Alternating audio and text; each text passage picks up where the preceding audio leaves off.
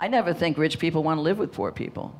I mean, I don't know if they call about affordable housing, and I wonder if they actually exercise that. So many nasty things that could be said.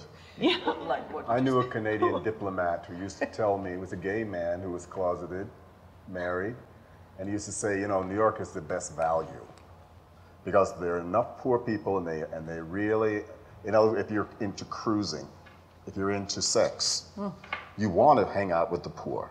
Why? Why would you want to hang out with the poor if you're into sex? I don't know. Well,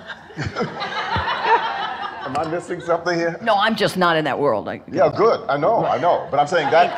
That's why I'm saying it's a nasty thing to say, which I don't know if you people. But there is. You talk about the relationship of the rich to the poor. Yeah. The poor are Predatory one. the poor are where the funk is, where the fun is. You know, the poor is where you can go play. Because they have nothing to lose. Is that what's happening? Well, they have plenty to lose, but they also are hungry. Exactly. You know, It's the hunger. you know what sex tourism is? You know, the conversation that Jalon Vieira was telling us about with his middle-class friends in Bahia, in Salvador, because he's working with kids in the street in Capoeira, and he said, you know, you're messing with our hunting grounds, man. You know, because there's lots of poor people in the street. And we're talking another kind of poverty. I don't know, you barely know better than I do. You think about the poorest of the poor in Salvador de Bahia, and you think about the Bronx. And there are middle-class Brazilians. They happen to be gay men.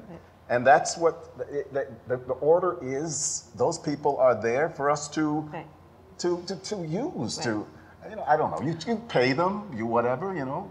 $200, let me piss on you, you know, or, you know. No, I mean, I'm talking about.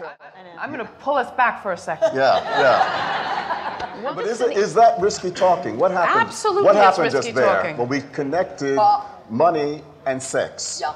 Money, sex, power, and race. And power. That's risky, right? In a room full of well-meaning liberal people. Right. Right? Yeah. Anyone want to pick up on this? Because we're at a crux of the conversation, and we're at a crux in our society where we have increasing disparity, increasing potential for the kind of relationships you're talking about. You have massive transformation in our city with now black flight from here, not for necessarily good reasons. And we have an economy that if we do not figure out how to develop more equitably, we're going no place. And does America still think it's white?